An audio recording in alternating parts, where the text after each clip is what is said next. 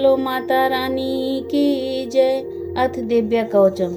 चलिए हम देवी कवच पढ़ना आरंभ करते हैं। महर्षि मार्कंडेय जी बोले, हे पितामह, संसार में जो गुप्त हो और जो मनुष्यों की सब प्रकार से रक्षा करता हो और जो आपने किसी को आज तक बताया न हो, वह कवच मुझे बताइए। श्री ब्रह्मा जी कहने लगे, अत्यंत गुप्त व सब प्राणियों की भलाई करने वाला कवच मुझसे सुनो। प्रथम शैलपुत्री, दूसरी ब्रह्मचारिणी, तीसरी चंद्रघंटा, चौथी कूष्मांडा, पांचवी स्कंद माता, छठी कात्यायनी, सातवीं कालरात्रि, आठवीं महागौरी, नौवीं सिद्धात्री। यह देवी की 9 मूर्तियां, यह 9 दुर्गा कहलाती हैं। आग में जलता हुआ, रण में शत्रु से घिरा हुआ, विषम संकट में फंसा हुआ मनुष्य यदि दुर्गा के नाम का स्मरण करे तो उसको कभी भी हानि नहीं होती। रण में उसके लिए कुछ भी आपत्ति नहीं और न उसे किसी प्रकार का दुख या डर ही होता है। हे देवी, जिसने श्रद्धा पूर्वक तुम्हारा स्मरण किया है उसकी वृद्धि होती है और जो तुम्हारा चिंतन करते हैं उनकी तुम निसंदेह रक्षा करने वाली हो।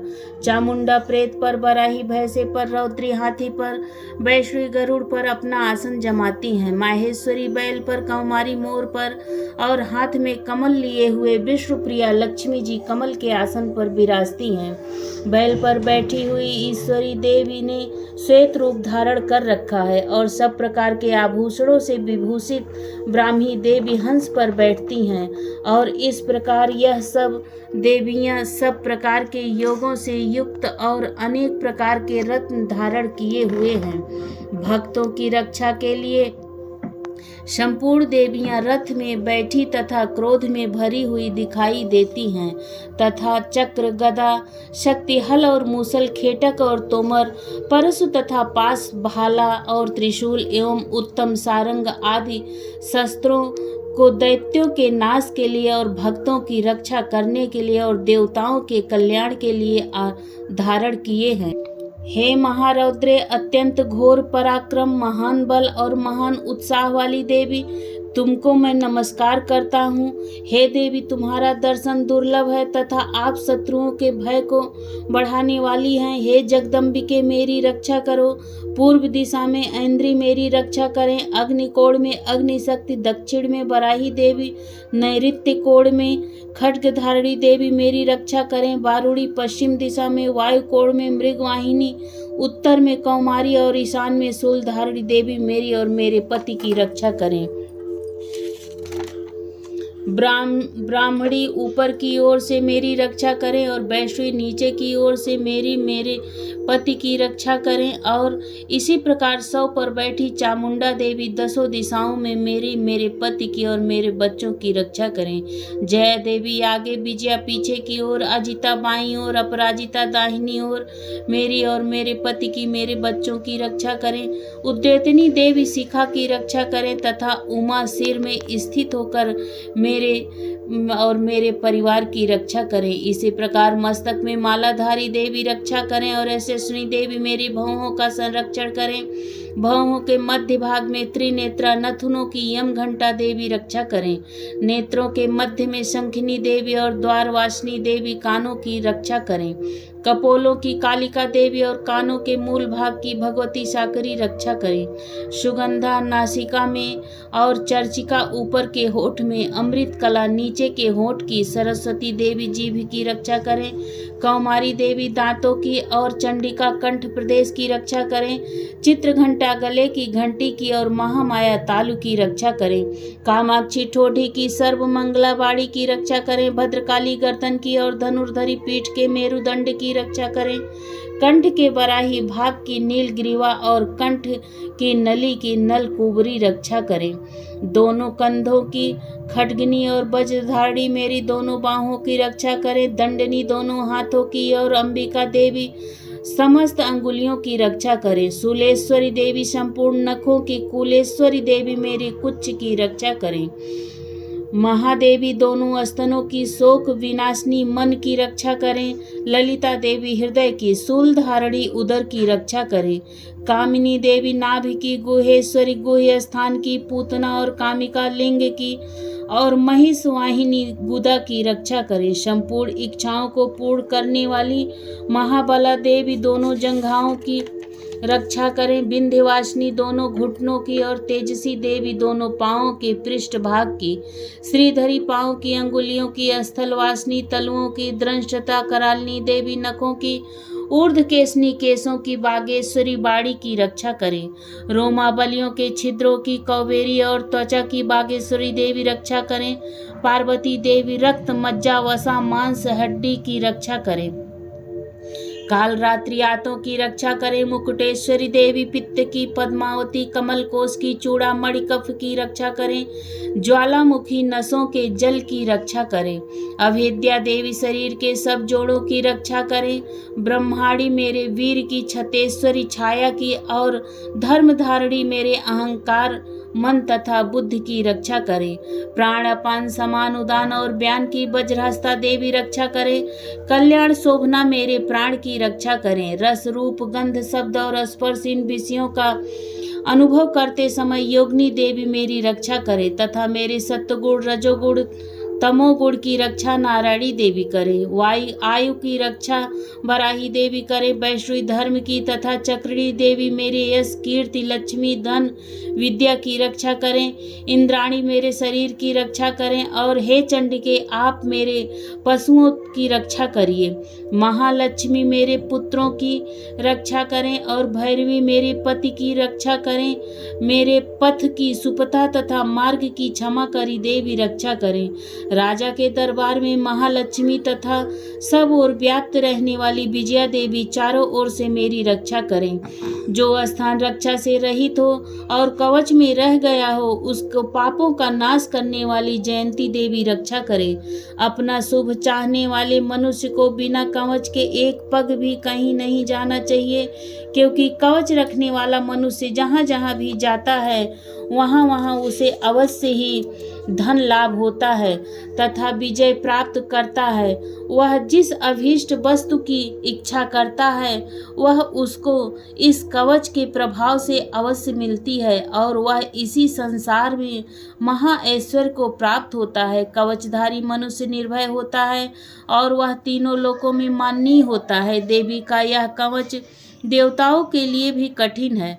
जो नित्य प्रति नियम पूर्वक तीनों संध्याओं को श्रद्धा के साथ इसका पठन पाठन करता है उसे देव शक्ति प्राप्त होती है। वह तीनों लोकों को जीत सकता है तथा अकाल मृत्यु से रहित होकर 100 वर्षों तक जीवित रहता है।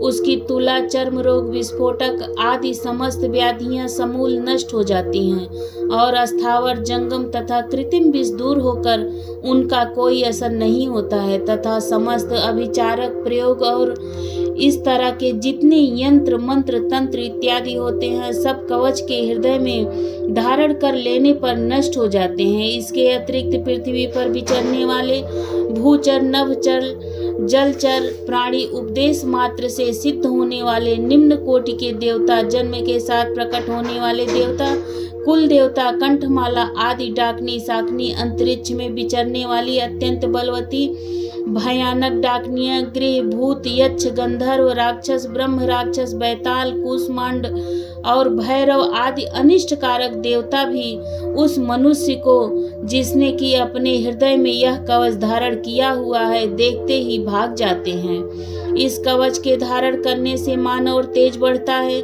जो मनुष्य इस कवच का पाठ करके उसके पश्चात सप्तशती चंडी का पाठ करता है उसका यश जगत में विख्यात होता है और जब तक वन पर्वत और काननादि इस भूमंडल पर स्थित है तब तक यहाँ पुत्र पौत्र आदि सनातन परंपरा बनी रहती है। फिर देहांत होने पर ऐसा मनुष्य परम पद को प्राप्त होता है जो देवताओं के लिए भी कठिन है और अंत में सुंदर रूप को धारण करके भगवान शंकर के साथ आनंद करता हुआ परम मोक्ष को प्राप्त होता है। बोलो माता रानी की जय। अब देवी कवच समाप्त होता है। इसके आगे अब हम अर्गला स्तोत्र पढ़ेंगे। बोलो माता रानी की जय। मार्कंडेय जी कहते हैं, जयंती, मंगला, काली, भद्रकाली, कपालिनी, दुर्गा, क्षमा, शिवा, धात्री, स्वाहा, स्वधा और इन नामों से प्रसिद्ध देवी मैं तुम्हें नमस्कार करता हूँ। हे देवी तुम्हारी जय हो। प्राणियों के संपूर्ण दुख हरने वाली तथा सब में व्याप्त रहने वाली देवी तुम्हारी जय हो। काल रात्रि तुम्हें नमस्कार है। मधु और कैटव दैत्य का वध करने वाली, ब्रह्मा को वरदान देने वाली तुम्हें नमस्कार है। तुम मुझे रूप दो, जय दो, यश दो और काम क्रोध आदि शत्रुओं का नाश करो। महिषासुर का नाश करने वाली तथा भक्तों को सुख देने वाली देवी तुम्हें नमस्कार है।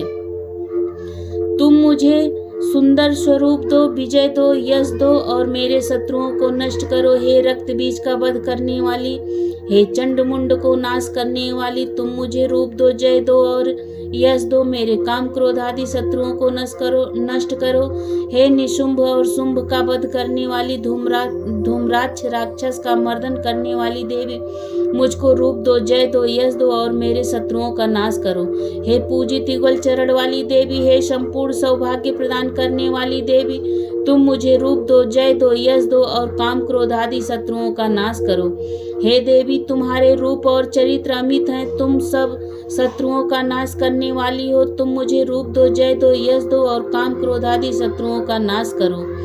पापों को दूर करने वाली चंडी के इस संसार में जो भी भक्ति से तुम्हारा पूजन करते हैं उनको तुम रूप तथा विजय और यश दो तथा उनके शत्रुओं का नाश करो। रोगों का नाश करने वाली चंडी के जो भक्ति पूर्वक तुम्हारा पूजा करते हैं उन्हें रूप दो, जय दो, यश दो और उनके काम क्रोध आदि शत्रुओं का नाश करो। हे चंडी के इस संसार में जो भक्ति से तुम्हारी पूजा करते हैं उनको तुम विजय दो, रूप दो, जय दो, यश दो और उनके शत्रुओं का नाश करो। हे देवी मुझे सौभाग्य दो, आरोग्य दो और परम सुख दो, रूप दो, जय दो, यश दो और मेरे काम क्रोध आदि शत्रुओं का नाश करो।